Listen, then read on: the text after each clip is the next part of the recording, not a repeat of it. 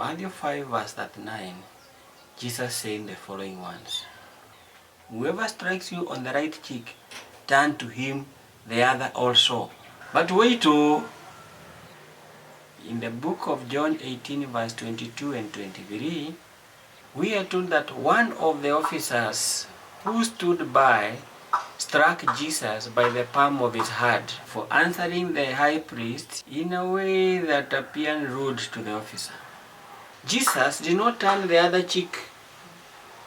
Instead, he asked him a question: "If I have spoken well, why do you strike me?"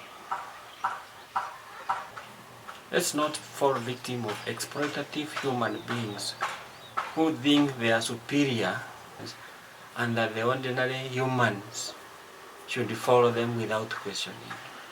The moment we stop questioning, we stop being human and fall victim to those human beings who think they are superior and should be obeyed by others without questioning.